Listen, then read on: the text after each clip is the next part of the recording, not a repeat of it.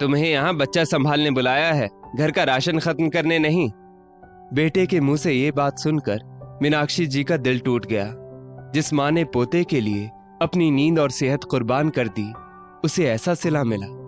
आखिर मीनाक्षी जी ने क्या फैसला लिया जो उनके बेटे को जिंदगी भर याद रहेगा? जानिए इस कहानी में।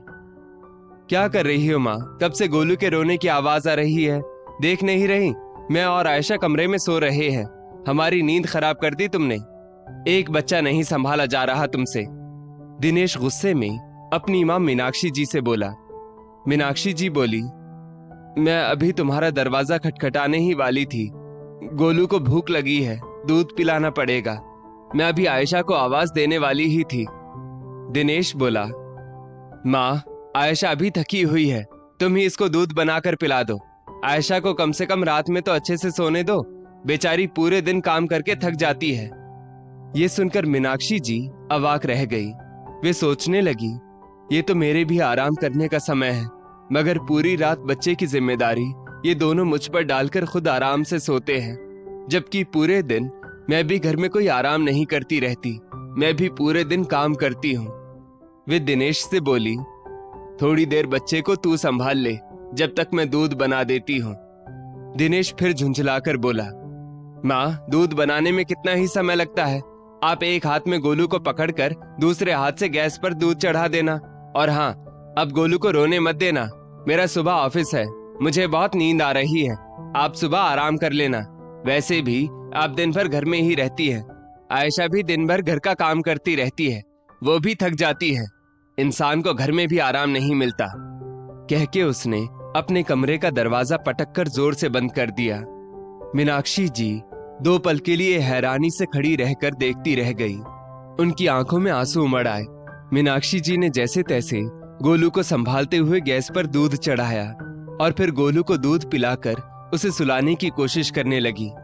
गोलू के सोने के बाद मीनाक्षी जी गहरी सोच में डूब गई, क्योंकि वो जब से गांव से यहाँ आई है, बेटे बहू ने उन्हें बच्चा संभालने की जिम्मेदारी में लगा दिया है। ऊपर से दिनेश अब मीनाक्षी जी के ऊपर हर बात पर गुस्सा करता था। दिनेश को क्या मुझ पर दया नहीं आती? आखिर मैं भी इंसान हूँ, मुझे भी थकान होती है, मेरी तो अब उम्र भी हो चली है। दिनेश कहता है मैं दिन में भी आराम कर सकती हूँ, मगर जब दिन में आयशा घर का सारा काम करती है, तब भी गोलू को मैं ही संभालती हूँ। गोलू को खाना खिलाना, गोलू के साथ खेलना, गोलू को नहलाना, उसकी पॉटी साफ करना, और यहाँ तक कि वो जब यहाँ वहाँ भागता है तो उसे भागकर रोकना, ये सब भी तो मेरा ही काम है। सुबह मैं कब आराम करती हूँ, फिर जब गोलू के सोने का समय होता है तब आयशा गोलू को लेकर अपने कमरे में सोने चली जाती है और मुझे किचन की सफाई और सब्जी काटने का काम देकर जाती है। मुश्किल से मुझे शाम का 1 आध घंटा आराम मिलता है और दिनेश कह रहा है कि मैं दिन भर घर में पड़ी रहती हूँ। मीनाक्षी जी की आंखों से लगातार आंसू बह रहे थे, मगर फिर से उन्होंने अपने मन को समझाया, जैसे भी है मेरे बेटा बहू है, अगर ऐसे समय में मैं इनकी मदद नहीं करूंगी तो कौन करेगा? उनका बेटा मेरा भी तो पोता है, इन दोनों को बच्चा संभालने का भी अनुभव नहीं है, इसलिए ही तो मुझे गांव से बुलाया है। ये सब सोचकर वो चुपचाप गोलू को संभालने लग गई। बराबर नींद ना मिलने के कारण मीनाक्षी जी की तबीयत अब ज्यादातर खराब रहने लगी थी, मगर वे दवाइयां खाती और वापस ठीक हो जाती ताकि वो अपने पोते को संभाल पाए। कुछ दिन बाद दिनेश एक दिन सुबह सवेरे नाश्ता ले आया। दोनों पति पत्नी ने वो नाश्ता कर लिया, मगर मीनाक्षी जी को वो नाश्ता बहुत तीखा लगा, इसलिए उन्होंने नाश्ता नहीं किया। अब दोपहर में मीनाक्षी जी को बहुत तेज भूख लगने लगी। उतने में दिनेश बोला, माँ, मैं और आयशा आज बाहर लंच करने जा रहे हैं, आप अपना खाना खुद बना लेना और गोलू को संभाल लेना। मीनाक्षी जी बोली, मुझे भी बहुत तेज भूख लगी है, मैं गोलू को संभालने के साथ साथ खाना कैसे बनाऊंगी? तुम बहू से कह दो मेरे लिए भले सिर्फ दाल चावल ही बना दे, मैंने तो सुबह नाश्ता भी नहीं किया था। ये सुनते ही आयशा गुस्से में बिफर पड़ी और बोली, देखा तुमने दिनेश, इनसे तो हमारी खुशी भी देखी नहीं जाती। मुद्दतों बाद हमने लंच का प्रोग्राम बनाया तो इसमें भी इन्हें टांग अड़ानी है। मीनाक्षी जी को ये सुनकर बहुत बुरा लगा और वे बोली, बहू, मैं भी इंसान हूँ, मुझे भी भूख लगती है। बहू, मैं गोलू को संभालने के साथ साथ खाना कैसे बनाऊंगी, कम से कम इतना तो समझो। आयशा गुस्से में दिनेश से बोली, देखो तुम्हारी माँ मुझे तुम्हारे सामने ही डांट रही है। उतने में गोलू जोर से रोने लगा।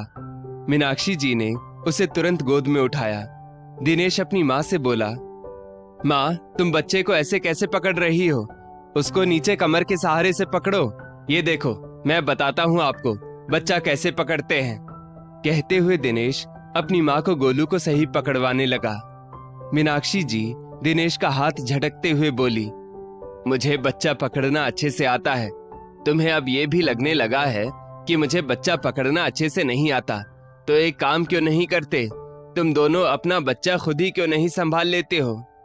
दिनेश बोला, माँ छोटी छोटी बातों को इतना मत बढ़ाया करो, इसमें ताना मारने वाली कोई बात नहीं थी। तुम्हें यहाँ बच्चा संभालने ही तो बुलाया है, सिर्फ घर का राशन खत्म करने थोड़ी बुलाया है।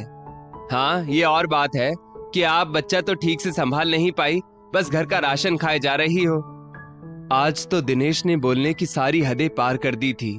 मीनाक्षी जी की आंखें लबालब आंसुओं से भर चुकी थी। आज बच्चा संभालने की वजह से उन्हें लगभग 1 महीने से रात की नींद नसीब नहीं हुई थी। सुबह भी बहू घर का सारा काम करती और बच्चा उन्हें ही संभालना पड़ता। इतना सब कुछ करने के बाद भी आज उन्हें यही सुनना था। दिनेश अपनी माँ से इस तरह बात कर रहा था मानो वो घर की कोई नौकरानी हो। आज तो दिनेश ने उन्हें राशन का ताना मार दिया था। मीनाक्षी जी अपने आंसुओं को पोंछते हुए बोली, बेटा माना तुम्हारी परवरिश किए मुझे कई साल हो गए और उस समय इतनी जागरूकता भी नहीं थी। अब तुम्हें लग ही रहा है कि मैं तुम्हारे बच्चे को अच्छे से नहीं संभाल सकती, तो अब से मैं तुम्हारा बच्चा नहीं संभालूंगी। तुम अब बच्चा संभालने के लिए किसी पढ़ी लिखी नौकरानी को ही रख लो, क्योंकि जितने का राशन मैं अकेले खा जाती हूँ उतने में तो तुम्हें एक अच्छी आया मिल जाएगी गोलू को संभालने के लिए। और हाँ, शायद मैं तुम्हारे बेटे को अच्छी परवरिश ना दे पाऊं, क्योंकि अगर मैंने तुम्हें अच्छी परवरिश दी होती तो आज तुम मुझसे ऐसी बातें नहीं करते। जरूर मेरी परवरिश में ही कोई कमी रही होगी। बोलते बोलते मीनाक्षी जी का गला भर आया। दिनेश को लगा कि उसकी माँ नाराज हो गई है, इसलिए वो बात बदलने की कोशिश करने लगा। माँ तुम तो छोटी छोटी बातों पर नाराज हो जाती हो। अरे गुस्से में मुंह से कुछ भी निकल जाता है, इसका मतलब ये तो नहीं कि तुम अपने प्यारे पोते की देखभाल नहीं करोगी। मैं तो बस आपको ये बता रहा था कि डॉक्टर ने बच्चे को कमर से पकड़ने कहा है। मुझे किसी आया पर विश्वास नहीं है माँ, तुम ही मेरे बच्चे को अच्छे से संभाल सकती हो। मीनाक्षी जी हाथ जोड़कर बोली, नहीं बेटा, मुझे गांव वापस जाने दे।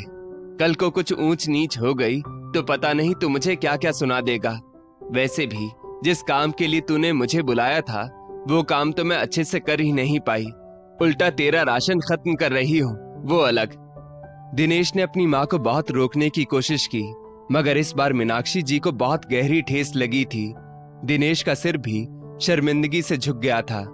मीनाक्षी जी दूसरे ही दिन गांव जाने के लिए निकल गई। अब दिनेश और उसकी पत्नी को बहुत परेशानी होने लगी, क्योंकि आयशा से अकेले बच्चा नहीं संभाला जा रहा था और थोड़े दिन बाद आयशा को भी जॉब पर जाना था। मजबूरन उन्हें एक आया रखनी पड़ी। आया पैसे भी ज्यादा ले रही थी और बच्चे को भी इतना अच्छे से नहीं संभाल पा रही थी। दिनेश को पछतावा हो रहा था कि क्यों उसने माँ की कद्र नहीं की, लेकिन अब पछताए होत क्या जब चिड़िया चुग गई खेत। मीनाक्षी जी गांव में आराम से रह रही थी, मगर कभी कभी उनके मन में एक पीड़ा की लहर उठती थी कि उनके बेटे ने क्यों उनके साथ ऐसा व्यवहार किया। आखिरकार उन्होंने एक सही फैसला लिया और अपनी वसीयत बनाकर सारी प्रॉपर्टी गांव के एक अनाथ आश्रम के नाम कर दी, क्योंकि उन्हें अपने उस बेटे को कुछ नहीं देना था जो सिर्फ उनका इस्तेमाल कर रहा था और सिर्फ उनके राशन पर नजर रख रहा था। दोस्तों, मीनाक्षी जी ने साबित कर दिया कि माँ का प्यार बिकाऊ नहीं होता। बेटे ने राशन का ताना दिया तो माँ ने जायदाद ही दान कर दी। आपकी राय क्या है? क्या मीनाक्षी जी ने सही किया या उन्हें बेटे को माफ कर देना चाहिए था? अपनी राय कमेंट में जरूर लिखें और वीडियो को शेयर करें ताकि लोग माँ की अहमियत समझ सके।